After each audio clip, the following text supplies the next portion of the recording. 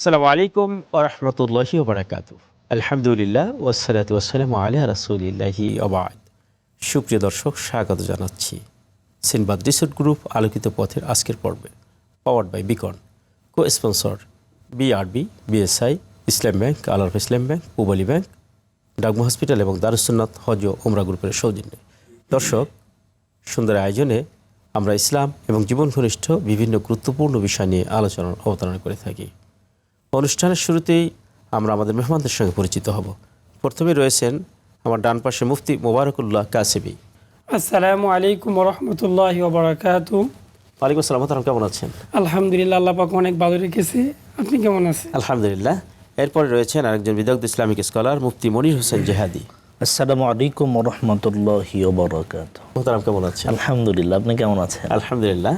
এরপরে আমাদেরকে মহাগ্রন্থ পবিত্র কোরআন কারীম থেকে তেলাওয়াত করবেন হাফেজ মাওলানা মোজাম্মেল হক। আসসালামু আলাইকুম ওয়া রাহমাতুল্লাহি ওয়া বারাকাতুহু। ওয়ালাইকুম আসসালাম, মোহতারাম, কেমন আছেন? আলহামদুলিল্লাহ, আপনি কেমন আছেন? আলহামদুলিল্লাহ। তো দর্শক, আমরা অনুষ্ঠানের একদম শুরুতেই মহাগ্রন্থ পবিত্র কোরআন কারীম থেকে তেলাওয়াত শুনবো। তেলাওয়াত করবেন হাফেজ মাওলানা মোজাম্মেল হক। আউযু বিল্লাহি মিনাশ শাইতানির রাজীম। বিসমিল্লাহির রহমানির রহিম।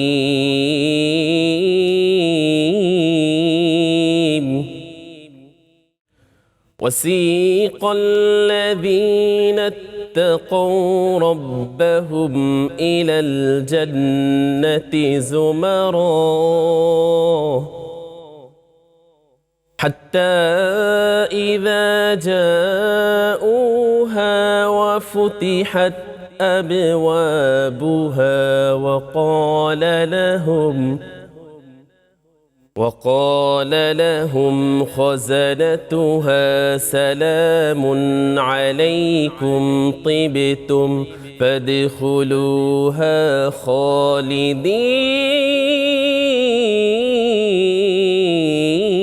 خالدين وقالوا الحمد لله الذي صدقنا وعده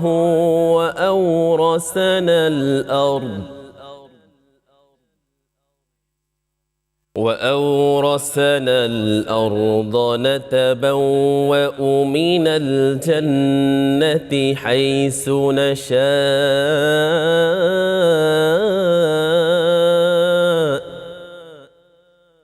فنعم أجر العاملين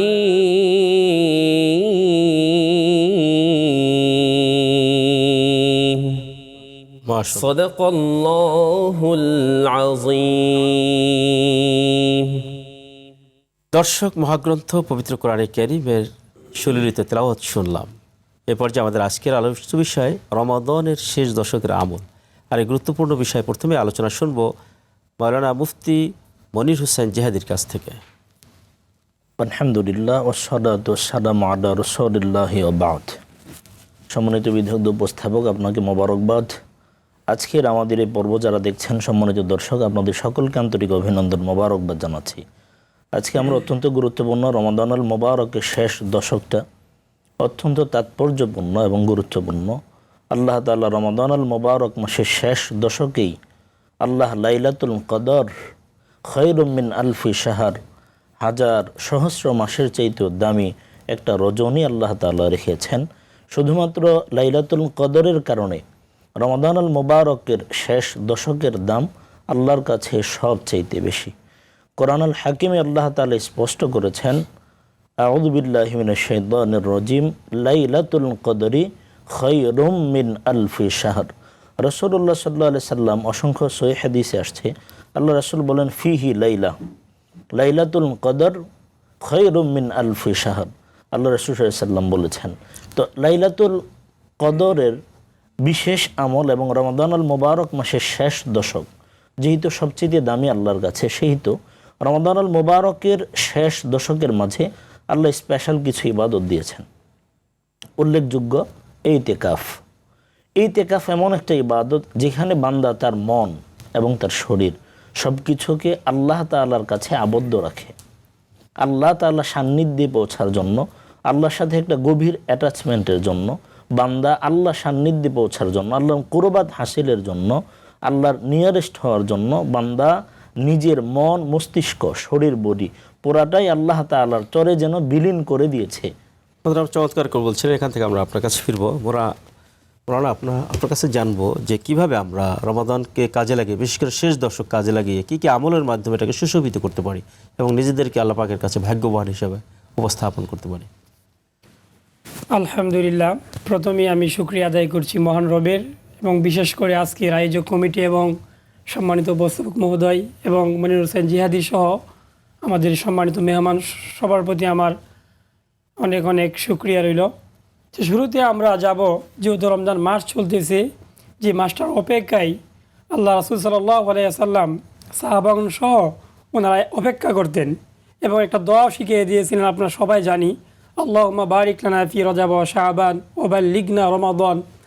এই দোয়াটা এত গুরুত্বপূর্ণ এভাবে যে যাতে করে প্রত্যেকটা মানুষ যেন রমজান পর্যন্ত পৌঁছতে পারে। রমাদানের গুরুত্বটাকে সামনে থেকে উদ্ভাবন এবং এটা অনুধাবন করার জন্যই, যাতে করে রমজান আসার আগেই মানুষ রমজানের প্রস্তুতি পরিপূর্ণভাবে গ্রহণ করতে পারে। তো এখন দেখতে দেখতে আলহামদুলিল্লাহ আমাদের রমজান আজকে শেষ দশকে উপনীত হচ্ছি আমরা। এখন আমরা সিরাত গ্রন্থ, সিরাতে মুস্তাফা, খাতামুল আম্বিয়া সহ বিভিন্ন সিরাত গ্রন্থ থেকে আমরা শেষ দশকের যে আমলগুলো আমরা পাই, যেমন আমরা সহিহ একটি হাদিস আম্মাজান আয়েশা থেকে বর্ণিত হাদিসটি যদি আমরা দেখি তাহলে আমরা সেখানে দেখতে পাবো, আন আয়েশা রাদিয়াল্লাহু তাআলা আনহা ক্বালাত কানা রাসূলুল্লাহ সাল্লাল্লাহু আলাইহি ওয়াসাল্লাম ইযা দাখালাল আশরাল আওয়াখিরু মিন শাহরি রমাদান, যখন রমজানের শেষ দশক এসে পড়তো তখন রাসূল কি করতেন? আম্মাজান আয়েশার মুখ থেকে আমরা শুনতে পারি। তিনি বললেন, কি বললেন?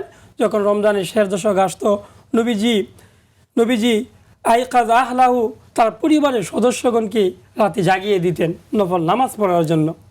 কিন্তু হাদিসের ব্যাখ্যায় আসছে অন্য কোনো সময় নবীজি নফল নামাজের জন্য এত গুরুত্ব তাদেরকে ডাকতেন না বা তাকিদ দিতেন না, কিন্তু রমজানের জন্য তিনি নিজেও জাগতেন এবং পরিবারের সবাইকে জাগিয়ে দিতেন। এভাবে আমরা আরও কয়েকটা হাদিস যদি আমরা দেখি, আল্লাহ রাসূল সাল্লাল্লাহু আলাইহি ওয়াসাল্লাম এই রমজান মাসে আরেক হাদিসে আছে, ওয়াফি রিওয়ায়াতিন আব্দুল্লাহ ইবনে আমর রাদিয়াল্লাহু তাআলা থেকে হাদিস বর্ণিত, ওই হাদিসের শেষ অংশে আছে যে সাদ্দা মিজারাহু, আল্লাহ রাসূল সাল্লাল্লাহু আলাইহি ওয়াসাল্লাম শেষ দশকে এমনভাবে নিজেকে প্রস্তুত করতেন, রাসূলকে সবাই জিজ্ঞাসা করতো, ইয়া রাসূলুল্লাহ, ইয়া হাবিবাল্লাহ, আপনাকে এত পেরেশান, এরকম জনবিচ্ছিন্ন কেন মনে হচ্ছে? তখন তিনি বলতেন, এখন তো রমজানের শেষ দশক চলতেছে, জানি না আগামীতে আবার আমি বেঁচে থাকতে পারবো কিনা, রমজান পাই কিনা। এই জন্য তিনি এমনভাবে ব্যবহার করতেন যেন এটা ওনার শেষ আমল এবং শেষ রমাদান। এভাবে চমৎকার করে বলছিলেন। এখান থেকে আমরা আপনার কাছে ফিরবো। দর্শক, আলোচনার পর্যায়ে সময় হলো একটু বিরতি, ফিরছি একটু পরেই, ততক্ষণ আমাদের সঙ্গেই থাকুন।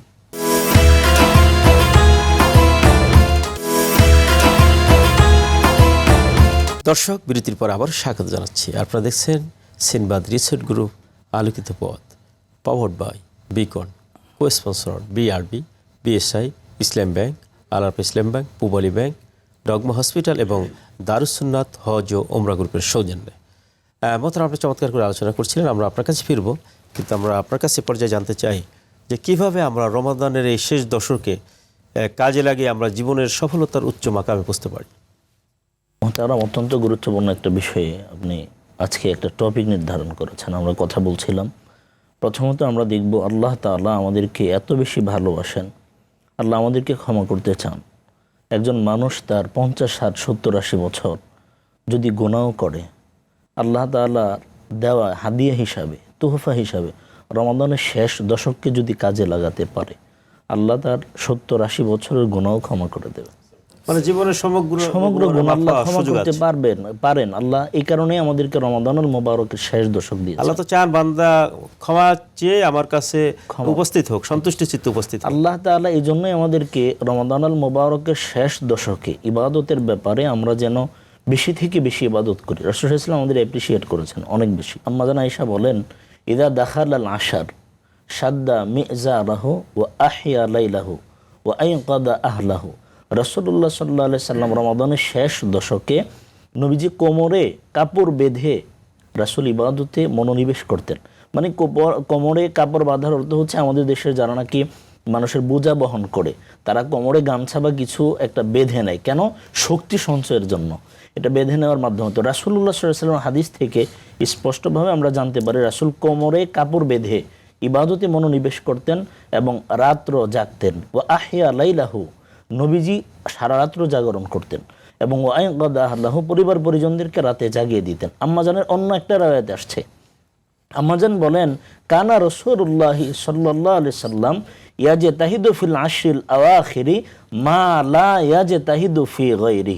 নবী সাল্লাল্লাহু আলাইহি সাল্লাম রমাদানুল মুবারকের শেষ দশকে যত পরিশ্রম করতেন, কষ্ট করতেন, ইন্ডাস্ট্রি করতেন, তত বেশি আল্লাহ রাসূল অন্য কোনো সময় এত কষ্ট করতেন না। কেন?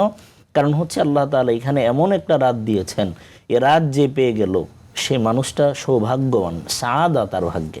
আর যে মানুষটা এ রাত থেকে বঞ্চিত, নবী বলেন মান হুরিমাহা ফাকাদ হুরিমাল খয়রা কুল্লাহ, যে ব্যক্তি রাতের কল্যাণ থেকে বঞ্চিত সে আল্লাহর যাবতীয় কল্যাণ থেকে বঞ্চিত। নাউযুবিল্লাহ। এই কারণে আল্লাহ তাআলা একটা রাত দিয়েছেন। মুহাদ্দিসগণ বলেছেন এ লাইলাতুল কদর খয়রুম মিন আলফি শাহর। তাফসিরে মুফাসসিরগণ বলেছেন এই এক রাতের ইবাদত 83 বছর 4 মাস ইবাদত করার সমান। সুবহানাল্লাহ, সুবহানাল্লাহ। তাফসির ইবনে কাসির আসছে, হাদিসে আসছে, আল্লাহ রাসূল সাল্লাল্লাহু আলাইহি সাল্লাম যখন সাহাবীদের সামনে বসে বনী ইসরায়েলের কোনো একজন আবেদের ব্যাপারে কথা বলছিলেন যে 1000 বছর আল্লাহ রাস্তায় জিহাদে কাটায় দিছে, 1000 বছর শুধুই আল্লাহর ইবাদত করেছে। সাহাবায়ে কেরাম সারপ্রাইজড হয়ে গেলেন, বিস্ময়ে অভিভূত হলেন, ইয়া রাসূলুল্লাহ তবে কি আমরা আমলের বেলায় পিছিয়ে থাকব? কারণ আমাদের এই উম্মতের হায়াত হচ্ছে 60 থেকে 70-এর মাঝামাঝি। নবী সাল্লাল্লাহু আলাইহি সাল্লাম আপনি তো বলছেন 1000 বছর সে কন্টিনিউয়াসলি আল্লাহর পথে জিহাদ করেছে, জিহাদের পথে, এবং সে ইবাদত করেছে, আমরা তো এত লম্বা সময় পাবো না। তো রাসূলুল্লাহ সাল্লাল্লাহু আলাইহি সাল্লাম সাহাবায়ে কেরামের মনের এই ব্যথাটা আল্লাহ রাসূল যখন নাকি কৌতূহলটা যখন রাসূল বুঝতে পারলেন, রাসূল কিছু সময় নিশ্চুপ ছিলেন। এমত অবস্থায় আল্লাহ তাআলা জিবরিল আলাইহিস সালাতু ওয়াস সালামকে সূরাতুল কদর দিয়া রাসূলের কাছে পাঠাইছেন। সাহাবায়ে কেরাম রাদিয়াল্লাহু তাআলা আনহুমদের মনের যে একটা আক্ষেপ ছিল, আফসোস ছিল, আল্লাহ তাআলা লাইলাতুল কদর দিয়ে আল্লাহ তাআলা দুঃখগুলা, এই হতাশাটা আল্লাহ তাআলা কাটিয়ে দিয়েছেন। চমৎকার করে বলছেন মোহতারাম। আমরা এখান থেকে আপনার কাছে ফিরবো। মোহতারাম, আমরা আপনার কাছে জানবো, আপনি আলোচনা করছিলেন অলরেডি পার্ট বাই পার্ট যে আল্লাহ কীভাবে আমরা শেষ দশকের অন্য অন্য কী আমল করতে পারি। আমরা যদি হাদিসের দিকে তাকাই এবং নবী রহমা আলাইহিস সালাতু ওয়াস সালাম যে সমস্ত আমল করেছেন তার মধ্যে অন্যতম 3টা আমল আমরা ইতিমধ্যে বলেছি। নাম্বার 1, আল্লাহ রাসূল সাল্লাল্লাহু আলাইহি সাল্লাম তিনি নিজেও জাগ্রত হয়ে ইবাদত করতেন, পরিবারের সদস্যদেরকেও উদ্বুদ্ধ করতেন।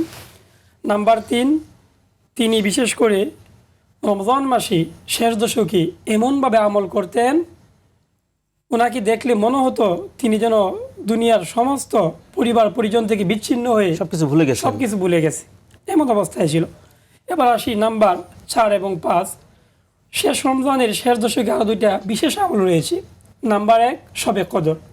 এই শবে কদর এমন একটা ফজিলতের রাত্র, যদি কোনো মানুষ পেয়ে যায়, ইবাদত করতে পারে, আল্লাহ তাআলা যদি কোনো বান্দাকে শবে কদরের রাত্র যে ফজিলত এবং যে আল্লাহ তাআলার পক্ষ থেকে বান্দার জন্য যে বরাদ্দ রয়েছে সে যদি আমল করতে পারে তাহলে তার জীবন ধন্য হয়ে যাবে। সে দুনিয়া এবং আখিরাতে সে আল্লাহ তাআলার পক্ষ থেকে ক্ষমা পেয়ে যাবে। যেমন ধরেন হাদিসের মধ্যে আসছে ইযা কানা লাইলাতুল কদরি নাযালা জিবরিল আলাইহিস সালাতু ওয়াস সালাম ফি কাবকাতিন মিনাল মালায়েকা।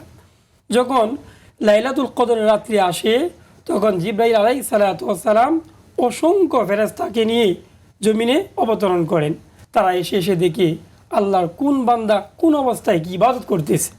এখন রমজানের শেষ দশক আমরা যদি প্রত্যেকটা রাত্রি ইবাদতের মাধ্যমে কাটাই তাহলে আমাদের দুনিয়া ইহকালীন এবং পরকালীন উভয় জগতের জীবন আমাদের জন্য সুন্দর হবে এবং আমরা ক্ষমাপ্রাপ্তদের অন্তর্ভুক্ত হতে পারবো। মোহতারাম, চমৎকার করে বলছেন। আমরা মোহতারাম একদম সর্বশেষে আপনার কাছে আর কয়েকটি পার্ট কি কি আমল করতে পারি, আর কি কি আমল করতে পারি? আমরা মনে করি কেবলই 27শে রজনী এটাই লাইলাতুল কদর। এটা সম্পূর্ণ ভুল একটা চিন্তা ভাবনা। বরং আল্লাহ যদি রাসূলের মাধ্যমে এমনটা মনে করতেন বা আমাদের জন্য কল্যাণ থাকতো, আল্লাহ এটাকে নির্দিষ্ট করে দিতেন। যেহেতু রাসূলুল্লাহ সাল্লাল্লাহু আলাইহি ওয়াসাল্লাম বলেছেন তাহাররাউ লাইলাতুল কদর ফিল আশিল আওয়াখির মির রমাদান ফিল ভিতরি মিনাল আশিল আওয়াখির মির রমাদান।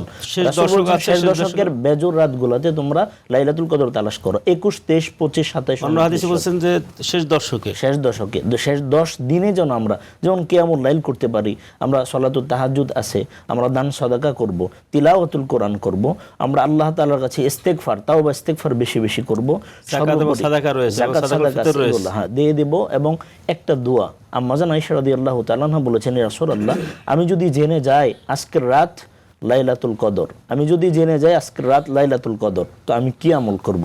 রাসূল শিখিয়ে দিয়েছেন, কুলি, তুমি বলো আল্লাহুম্মা ইন্নাকা আফুউন তুহিব্বুল আফওয়া ফাআফু আন্নি। এটা গুরুত্বপূর্ণ এবং সবচেয়ে দামি একটা দোয়া লাইলাতুল কদরের জন্য। এটা সকলকে আমাদের বিশেষ করে দোয়া দর্শকদের উদ্দেশ্যে আমরা বলবো যে লাইলাতুল কদর উপলক্ষে বেজর রাতগুলোতে, বিশেষ করে শেষ দশকে আমরা এই দোয়াটা বেশি বেশি পড়বো, যে দোয়াটা সরাসরি আল্লাহ রাসূল আম্মা জান আয়েশা রাদিয়াল্লাহু তাআলা আনহাকে শিখিয়ে দিয়েছিলেন, আল্লাহুম্মা ইন্নাকা আফুউন তুহিব্বুল আফওয়া ফাআফু আন্নি। তো এখানে দোয়ার মূল ভাবার্থটা কি? যে আল্লাহ নিশ্চয়ই আপনি ক্ষমাশীল, আল্লাহ আপনি ক্ষমা করতে ভালোবাসেন, আল্লাহ আপনি পছন্দ করেন। ফাআফু আন্নি, আল্লাহ আপনি আমাকে ক্ষমা করেন। ফাআফু আন্না, আল্লাহ আপনি আমাদেরকে ক্ষমা করেন। এভাবে আমরা এই দোয়াটা করতে পারি। লাইলাতুল কদরের স্পেশাল আমল হচ্ছে এই দোয়াটা, যা আল্লাহ রাসূল আম্মা জান আয়েশাকে শিখিয়েছিলেন। আম্মা জান আয়েশার মাধ্যমে গোটা উম্মতে মুসলিমা, উম্মতে মুহাম্মদী সবার কাছে দাওয়াত পৌঁছে গিয়েছে। এজন্য আমরা খুব গুরুত্বের সাথে বেজর রাতগুলাতে এই দোয়াটা আমরা বেশি বেশি করব। অন্যান্য আদার্স যে নওয়াফিল ইবাদত আছে আমরা সব করব, কিন্তু একটা রাত্রকেই ইবাদতের লাইলাতুল কদর আমরা নিজেরা বানাবো না, যেখানে আল্লাহ তাআলা রাতটাকে সিক্রেট করে রেখেছেন। আপনি চমৎকার করে বলছিলেন। আপনাদের উভয়কেই আজকে স্টুডিওতে এসে আমাদেরকে গুরুত্বপূর্ণ আলোচনা শুনিয়েছেন, আপনাকে তেলাওয়াত শুনিয়েছেন, আপনাদেরকে মোবারকবাদ জানাচ্ছি। আপনাকেও ধন্যবাদ। আপনাকে অসংখ্য মোবারকবাদ এবং ধন্যবাদ। দর্শক, আসলে যদি আমরা মহাগ্রন্থ পবিত্র কোরআনে কারীম এবং রাসূল পাক সাল্লাল্লাহু আলাইহি সাল্লামের সুন্নাহ মোতাবেক জীবনকে পরিচালনা করতে পারি, এবং বিশেষ করে আল্লাহ রাব্বুল আলামিন আমাদেরকে চান তার দরবারে উপস্থিত হয়ে সন্তুষ্টি চিত্তে ভালো আমল করে আমরা যদি আল্লাহ পাকের কাছে উপস্থিত হই, তখন আল্লাহ রাব্বুল আলামিন আমাদেরকে উত্তম জাযা ইয়াউমে আখিরাতে আল্লাহ পাকের দিদার এবং জান্নাত দান করবেন। সুতরাং আসুন এই রমাদানের শেষ দশককে আমরা কাজে লাগাই, আমাদের জীবনকে সুশোভিত করি। সেই আশাবাদ ব্যক্ত করে আজকের মতো এখানে বিদায় চাচ্ছি। হাদা বারিন্দি ওয়াল ইলমু ইনদাল্লাহ আলাইহি তাওয়াক্কালতু ওয়া আলাইহি উনীব। আসসালামু আলাইকুম ওয়া রাহমাতুল্লাহি ওয়া বারাকাতুহু।